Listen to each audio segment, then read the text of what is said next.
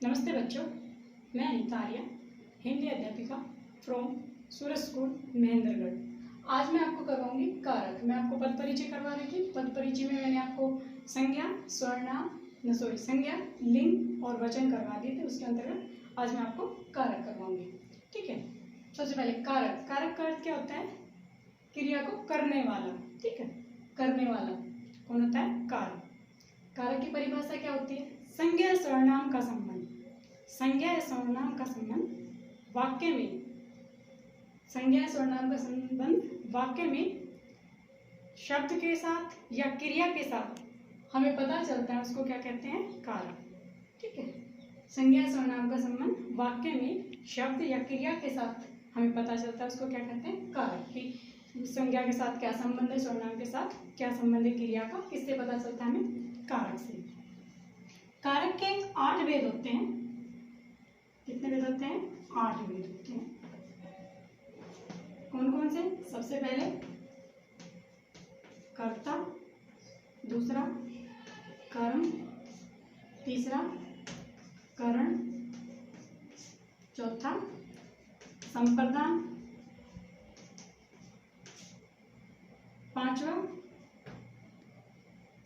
अपादान, छठा संबंध, सातवां होता है अधिकरण,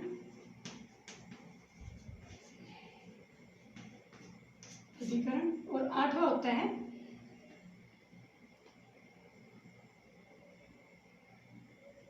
संबोधन। ठीक है, संबोधन। ये 8 कारक के भेद होते हैं। कर्ता, कर्म, करण, संप्रदान, अपादान, संबंध, अधिकरण और संबोधन। ठीक है। इनके कुछ विभक्ति चिन्ह होते हैं। विभक्ति चिन्ह क्या होते हैं? विभक्ति चिन्ह वो होते हैं जो हमारी संज्ञा या सर्वनाम से हमारा संबंध बताते हैं। जैसे कि हमारा संज्ञा सर्वनाम से क्या संबंध है। विभक्ति चिन्ह भी 2 प्रकार के होते हैं। कौन कौन से? एक तो होते हैं संश्लिष्ट,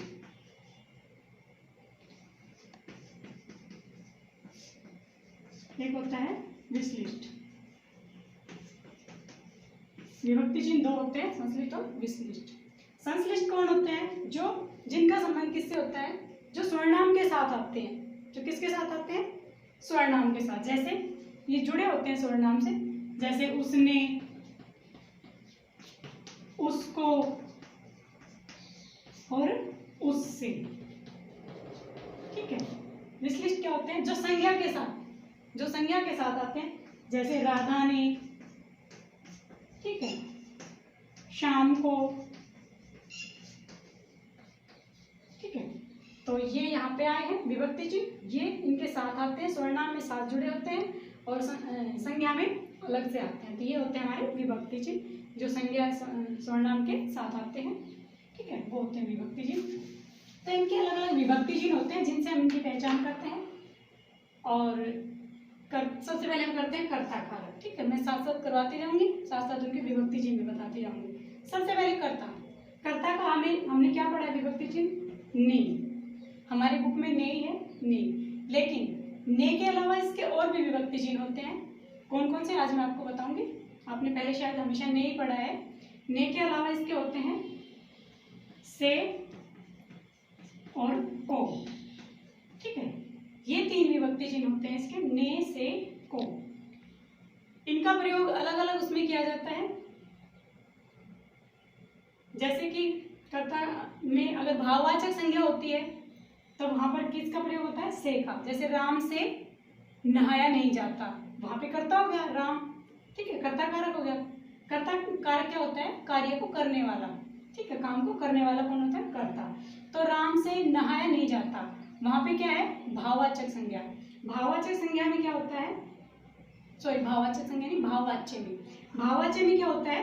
कर्ता कारक होता है। जहां भाववाच्य होता है वहां पर से का प्रयोग होता है, तो वो कौन सा होगा? कर्ता कारक में आएगा। से अगर आपने देख लिया, आप तो सोचोगे से किसमें है? करण से, अपादान से, इन 2 में से है इनका चिन्ह, तो यहाँ पे कौन सा कर दोगे आप? सीधा करण या अपादान। लेकिन नहीं, जहां पर भाववाच्य होगा वहां पर से होगा, तो वहां पर किसका प्रयोग होगा? कर्ता का प्रयोग होगा। ठीक है, ध्यान रखना। उसके बाद ने का प्रयोग भी होता है, इसमें को का प्रयोग भी होता है। ठीक है, तो ने का प्रयोग कहाँ होता है? जहां पर क्रिया को करने वाला कौन होता है? कर्ता। जैसे राम ने पाठ पढ़ा। ठीक है, तो यहाँ पर काम को करने वाला कौन हो गया? राम। क्रिया को करने वाला कर्ता जहां पर होता है वहां पे क्या होता है? ने का प्रयोग होता है। ठीक है, और को का प्रयोग। तो इसमें इसकी विभक्ति चिन्ह क्या क्या बताया मैंने? ने से को। इनका प्रयोग किस किस में किया जाता है? ने से का प्रयोग और भी कारकों में किया जाता है। ने से को किस किस में होता है इनका प्रयोग? और साधन में, सॉरी, करण में होता है, कर्म में भी होता है, अपादान में भी होता है, और किसका प्रयोग? से की बात कर रही हूं मैं यहाँ पर। से का प्रयोग किसमें होता है? ये हटा दो, चलो। से का प्रयोग कर्ण में भी होता है, कर्म में भी होता है, अपादान में भी होता है, और कर्ता में होता है। ठीक है, कर्ता का मैंने बताया है आपको। इनके अंदर होता है से का प्रयोग। करण, कर्म, अपादान और कर्ता, इन चार के अंदर हम से का प्रयोग कर सकते हैं। आप से को देखकर सिर्फ अपादान और करण ही मत कर देना, कर्ता में भी होता है, कर्म में भी होता है से का प्रयोग। कैसे होता है देखो, इनके एग्जाम्पल में बताती हूँ आपको। पहला देखो, मोहन बस से, मोहन बस से जयपुर गया। यहां पे क्या है? मोहन बस से, बस या यहाँ पे क्या है? बस, साधन। किससे जयपुर गया? साधन से, बस से। तो साधन किस में होता है? करण में। करण में क्या होता है? साधन। तो इस यहाँ पर कौन सा हो गया हमारा? करण कारक। कौन सा कारक हो गया? करण। चलो इसके सामने लिखा है, ये हो गया हमारा करण। दूसरा एग्जांपल देखो,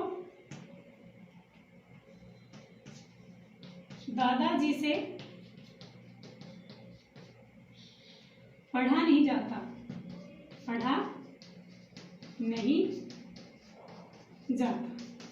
यहाँ पे दादाजी से, यहाँ पे भी से का प्रयोग हो रहा है। तो यहाँ पे मैंने अभी आपको बताया था, जहां पर भाववाच्य होता है वहां पर कौन सा होता है? कर्ता। तो यहाँ पे कौन सा कारक है? कर्ता कारक। ठीक है, उसके बाद अगला देखो, तीसरा, सीता ने गीता से पूछा। सीता ने गीता से पूछा, यहाँ पे कौन सा होगा हमारा? कर्म। यहाँ पे भी से का प्रयोग हो रहा है, तो यहाँ पे क्या होगा? कर्म।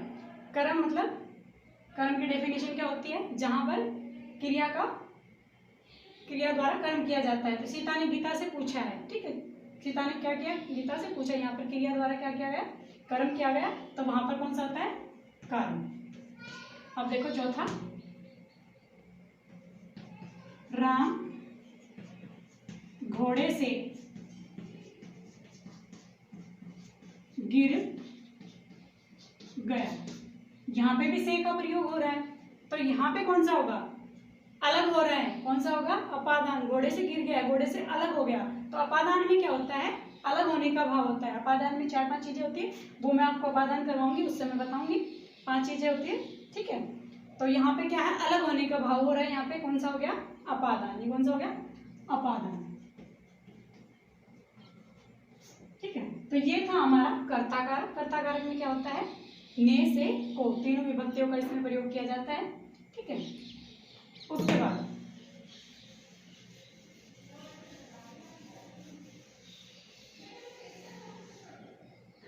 बाद दूसरा अपना कर्म कारक। कर्म कारक क्या होता है? कर्म कारक में क्या होता है? क्रिया, कर्ता का फल जिस काम, क्रिया पर, कर्म पर पड़ता है, वहां पर क्या होता है? कर्म कारक होता है। ठीक है, इसमें कर्ता ने कर्म को, यहाँ पे क्या पढ़ते हैं हम? विभक्ति इसकी को। ठीक है, को विभक्ति। लेकिन को विभक्ति कर्म के अलावा औरों में भी आती है। किस किस में आती है? कर्ता में अभी मैंने बताया था आपको। ठीक है, संप्रदान में,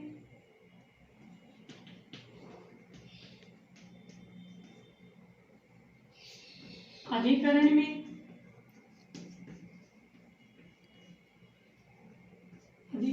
और कर्म में तो आती ही है, ठीक है।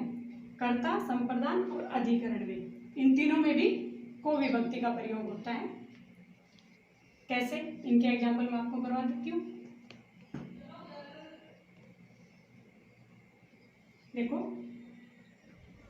मोहन को दौड़ना चाहिए, मोहन को दौड़ना चाहिए, यहाँ पे को है तो ये कौन सा है, कर्ता, ठीक है। दूसरा एग्जाम्पल देखो इसका, सिपाही तुमको पकड़ लेगा, सिपाही तुमको पकड़ लेगा, सिपाही दोबारा क्या किया जाएगा, काम, तो यहाँ पर कौन सा है, कर्म कारक, ठीक है। उसके बाद तीसरा देखो, सीमा पुजारी को फल देती है, फल देती है, तो यहाँ पे भी को का, तो ये कौन सा हो गया, संप्रदान, देने का भाव कहाँ पर होता है, संप्रदान में, संप्रदान में क्या होता है, देने का भाव। इसके बाद चौथा देखो,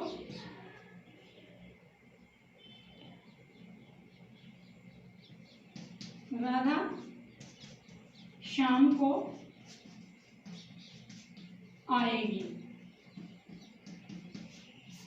ठीक है, शाम को, यहां पर कौन सा हो गया हमारा, अधिकरण, अधिकरण में क्या होता है, स्थान या समय का बोध होता है, वहां पर कौन सा होता है, अधिकरण कारक। तो ये था हमारा कर्म कारक, इसमें को का प्रयोग होता है, को, इसके अलावा और किस किस में होता है, कर्ता, कर्म, ठीक है, और संप्रदान और अधिकरण में, ठीक है। आगे के अगली वीडियो में करेंगे।